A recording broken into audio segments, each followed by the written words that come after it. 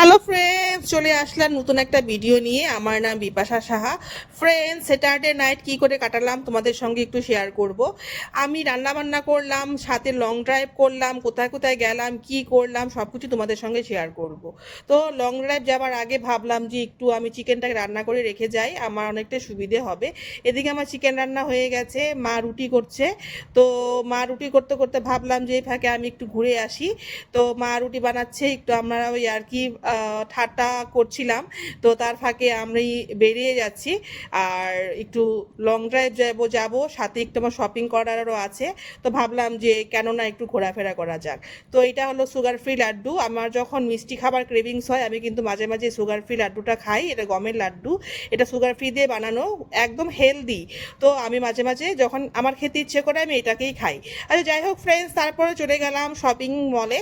তো আমি আবার সেই কালারটাকে নিলাম। এই কালারটা আমার ফেসে স্যুট করেছে আমার মনে হলো, তার জন্য আমি আবার কালার করব, তার জন্য নিয়ে নিলাম।